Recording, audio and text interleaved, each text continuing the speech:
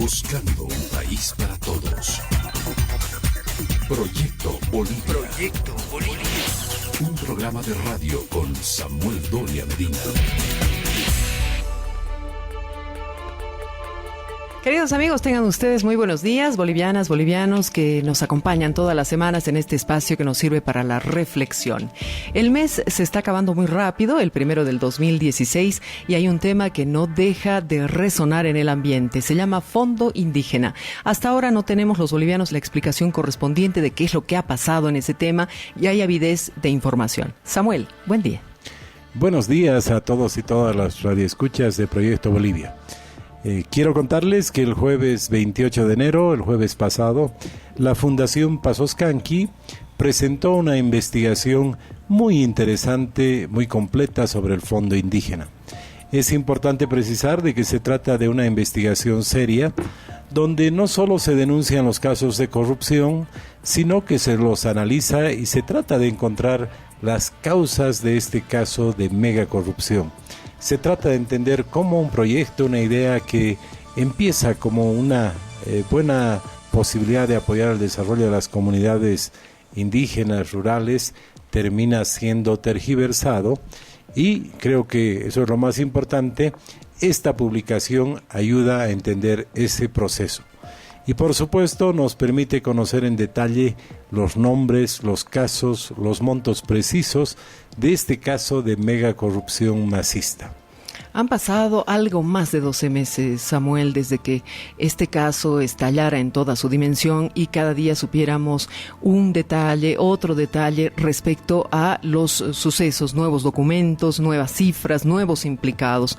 ¿Qué es lo que consideras ha ocurrido con este tema? Bueno, considero que ha pasado lo que tú mencionas, porque es un hecho que no ha sido investigado convenientemente, no ha sido investigado en su totalidad. Por eso ha sido muy importante la elaboración de esta investigación de esta fundación, porque trata el tema de manera integral, porque presenta una visión totalizadora del caso, y quiero puntualizar a todos los radioescuchas y a todos los bolivianos que hasta el día de hoy el gobierno se ha negado a investigar. Se sigue negando a investigar el caso del Fondo Indígena como un caso de corrupción, y hasta hoy se están investigando aisladamente proyectos en distintos juzgados. No me van a creer, pero están investigando 69 fiscales en 69 juzgados diferentes en los 9 departamentos del país. Por eso no sabemos exactamente la magnitud de la corrupción. Y la pregunta que se hacen todos los bolivianos es: ¿dónde está la señora Achacollo? ¿Dónde está la exministra que se la señala como la principal responsable de todo este desbarajuste? Se dice que está haciendo campaña en el norte cruceño, pero toda la población se pregunta ¿dónde está Nemesia Achacollo? ¿Por qué no comparece ante la justicia? ¿Por qué no aclara su actuación? Son muchas las preguntas que se está haciendo la ciudadanía alrededor del Fondo Indígena, porque estamos hablando de una danza de millones impresionante para un país tan pobre como el nuestro, Samuel.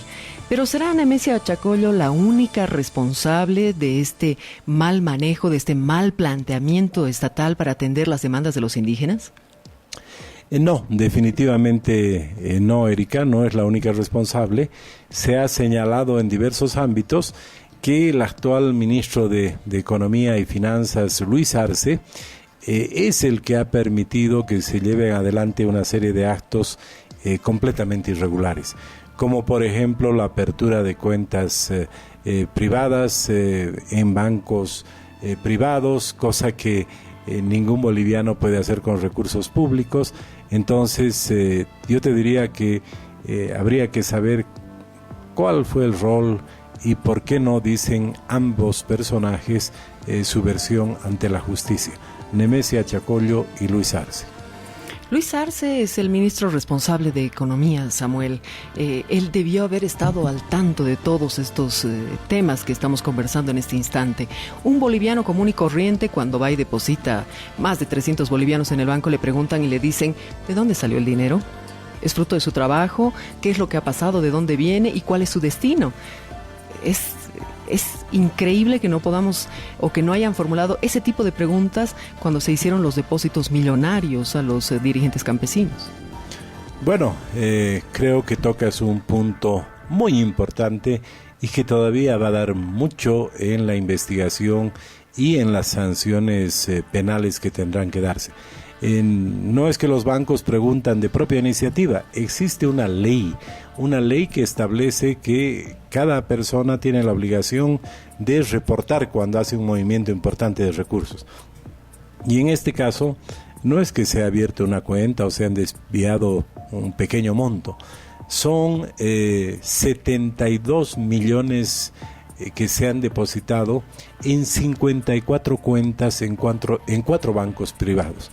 En el Banco Mercantil Santa Cruz, en el Banco Nacional, en el Banco Sol, en el Banco Unión. Y lo que uno supone es que la UIF, la Unidad de Investigaciones Financieras, ha recibido el reporte de los bancos informando de estos movimientos y ha tenido que hacer un informe. Entonces, si no ha hecho un informe, hay responsables en la UIF.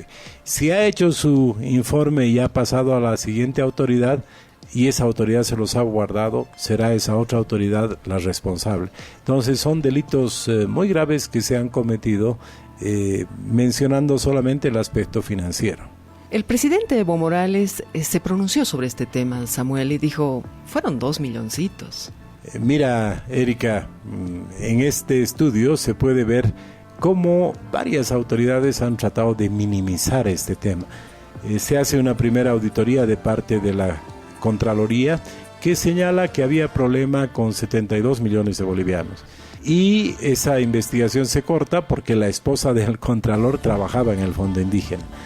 Después la ministra Chacollo encarga una auditoría y la lleva adelante la señora Larisa Lafuente y ahí menciona que son 102 millones los del problema. Pero la investigación que ha realizado el diputado Rafael Quispe junto a su abogado el doctor León, una excelente investigación muy completa, nos revela que en realidad son 1.258 millones de bolivianos o lo mismo que son más de 170 millones de dólares. No 2 milloncitos. No 2 milloncitos. Bueno, por otro lado, el vicepresidente se ha referido también a este tema en declaraciones públicas, en ruedas de prensa, diciendo, este tema ya está en los juzgados y ya no hay más nada que hacer, como si fuera un caso cerrado. A ver, muchas autoridades del oficialismo señalan de que se trata de investigar o se trata de hacer denuncias por razones electorales. Pero la mejor respuesta que yo he escuchado, justamente de un comunicador, que dice, si uno se mete en la vida privada de algún candidato o de alguna autoridad en época de elecciones, se puede decir que es guerra sucia, que es campaña electoral. Pero todos tenemos la obligación de denunciar y de investigar cuando hay un caso de corrupción. Entonces no es que cuando hay un evento electoral se deja de lado la investigación de la corrupción. Vamos a hacer una breve pausa. Me gustaría que al regresar podamos hacer una puntualización sobre esas cifras. Es preciso y yo creo muy necesario para que la propia ciudadanía se comprometa con el tema, saber exactamente de qué cantidades de dinero estamos hablando y a qué cuentas se fueron. Regresamos enseguida, queridos amigos, con más en Proyecto Bolivia. Síguenos en el Facebook Proyecto Bolivia, en el Twitter @Bolivia Proyecto o comunícate al WhatsApp 698 30 600. Mira el programa en el canal de Samuel en YouTube. Ya regresa Proyecto Bolivia. En Bolivia lo que necesitamos es gente especializada, es gente que trabaje, es gente que sea productiva con lo que le gusta hacer. Yo quería tener la línea de ropa, entonces empecé a trabajar con talleres, algunos talleres me engañaron, pero como mi sueño era tener la empresa, entonces decidí que tenía que mejorar y especializarme. Yo creo que el sitio es una gran ayuda. Los profesores son excelentes. Antes del CITE, mis costos eran mucho más altos, mis precios no eran tan competitivos. Es bien importante enseñar a pescar y no dar el pescado. Y si queremos que nuestra Bolivia salga adelante, tenemos que generar trabajo y creo que esa es la mejor forma de generar. Yo la verdad estoy bien satisfecha y quiero agradecer a Doria Medina porque nos da la oportunidad de poder desarrollar nuestras habilidades y poder dar trabajo a otros.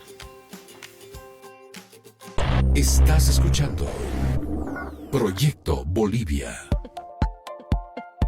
Y ya estamos de regreso. Muchas gracias, queridos amigos, por acompañarnos. Proyecto Bolivia habla del Fondo Indígena, probablemente el caso más escandaloso de corrupción que le ha tocado vivir al país.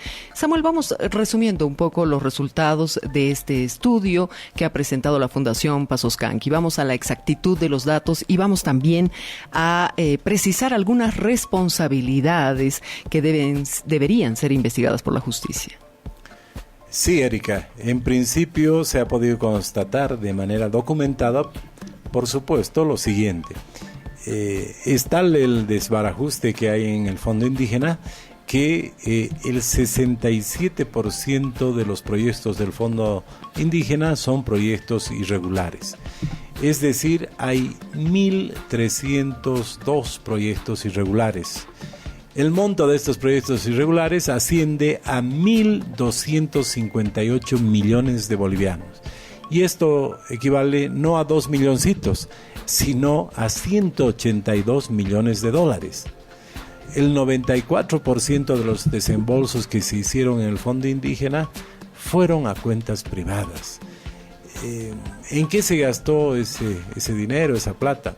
En una serie de proyectos que fueron pensados no para el desarrollo de las comunidades indígenas, sino para el beneficio de las cúpulas masistas, para el beneficio de una rosca dirigencial.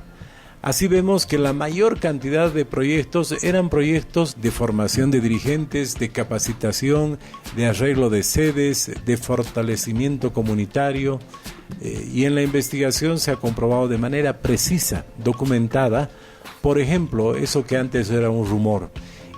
Entre los proyectos que se inventaron, por ejemplo, está un proyecto en el departamento de Tarija para enseñar ruso a comunidades indígenas. También las investigaciones confirman que los dirigentes Rodolfo Machaca y Juanita Anzieta del MAS personalmente pidieron recursos a nombre del presidente Evo Morales para usarlos en el acto de asunción de Evo Morales en Tiahuanacu en enero del 2015. Ahí se han desembolsado 300.000 bolivianos del Fondo Indígena. Otro dirigente pagó la chicha que se consumió en un matrimonio con la plata del Fondo Indígena. Bueno, estos son solo ejemplos de la manera tan abusiva y discrecional como las roscas dirigenciales del MAS se apropiaron de los proyectos y dineros del Fondo Indígena. Administrativamente hablando, Samuel, ya para buscar las responsabilidades concretas, ¿cuál sería la mayor irregularidad que se habría cometido en este caso del Fondo Indígena? Es una muy buena pregunta porque permite darle rostro a la corrupción del Fondo Indígena. Yo te diría que el principal delito que se cometió en el Fondo Indígena fue facilitar el traspaso de dineros públicos a cuentas privadas. Y aquí hay un responsable directo, el ministro Luis Arce. Él, como cabeza de sector y autoridad máxima del Ministerio de Economía, es responsable. Hay resoluciones y normas emanadas desde el Ministerio de Economía que avalan, que permiten que los dineros del Fondo Indígena vayan a cuentas privadas. En total fueron una cantidad muy apreciable de cuentas privadas. No estamos hablando de unas cuantas, sino de decenas de cuentas privadas, las que recibieron el dinero del Fondo Indígena. Y en esta investigación se muestra que la Constitución, que la Ley 1178, no permiten que los dineros públicos se traspasen a cuentas privadas. Pero en el Fondo Indígena sí lo hicieron. En investigación se muestra cómo 20 dirigentes del MAS recibieron 102 millones de bolivianos en sus cuentas. El caso más llamativo tal vez es el de la señora Melba Hurtado. ella recibió en sus cuentas personales más de 22 millones de bolivianos. La otra autoridad responsable es la ex ministra Nemesia Chacollo, ya que en el libro, en la investigación de la Fundación Pazoscanqui, se registran diversos indicios, incluso las declaraciones testificales de la ex directora ejecutiva del Fondo Indígena, que dejan en evidencia que la ex ministra Chacollo tiene mucha responsabilidad. Lo que sigue llamando la atención es que, a pesar de todos los indicios y de las acusaciones directas de las personas que hoy están presas, la señora Chacollo no haya sido ni siquiera citada a declarar. Por eso creemos que una publicación, una investigación como esta ayuda. Sigue colaborando para que estos hechos no queden en la impunidad.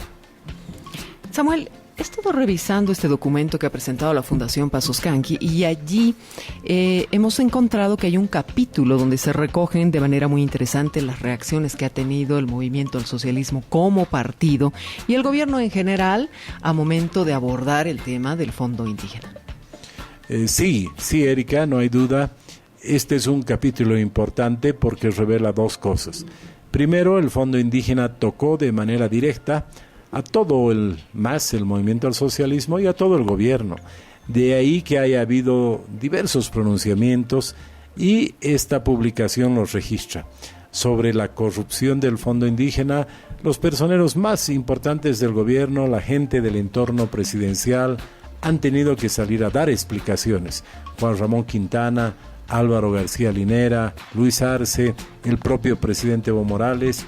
Y segundo, aunque más importante, en este libro veremos contrastadas sus opiniones y sus declaraciones y sacaremos una conclusión muy evidente. El propósito, la voluntad que mostraron desde el primer minuto este entorno del presidente por cubrir el caso, por negarlo, por tergiversarlo.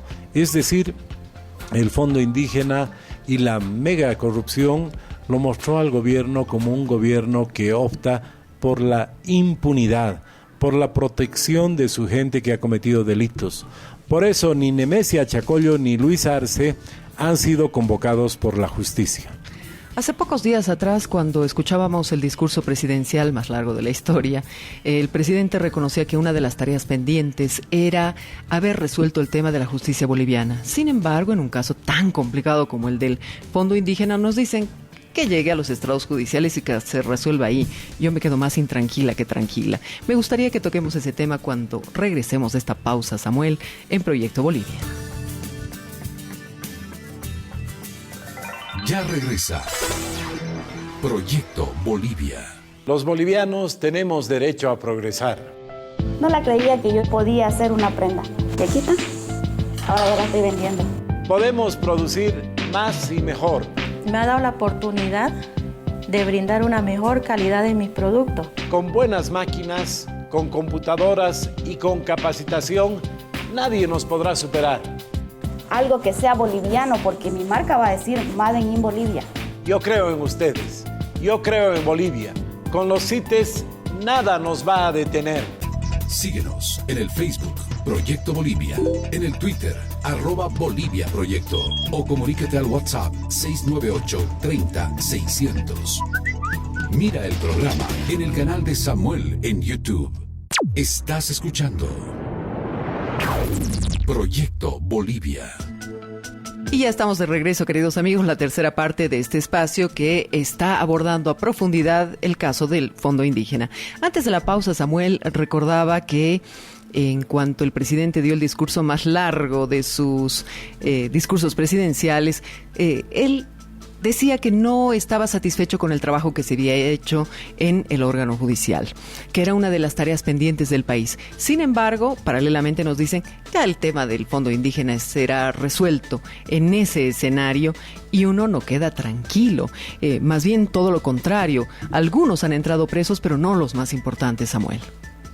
Muy bueno que recuerdes esto, Erika, porque este libro muestra el caso del Fondo Indígena en toda su dimensión, y es el caso de corrupción más grande de la historia de Bolivia. Nunca antes se desfalcaron miles de millones de bolivianos del Estado. ¿Y cuál es la respuesta del gobierno? Meter presos a mandos intermedios, pero los poderosos, los ministros responsables, Luis Arce, Nemesia Chacollo, no, ni siquiera son investigados ni llamados a declarar.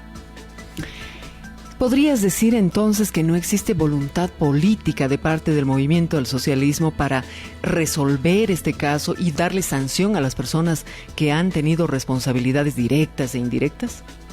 Efectivamente, Erika, como tú señalas, se dice, no, este caso ya no lo tratemos, ya es un problema de la justicia, cuando las propias autoridades principales del país han dicho que la justicia tiene cáncer, que la justicia está en su peor momento.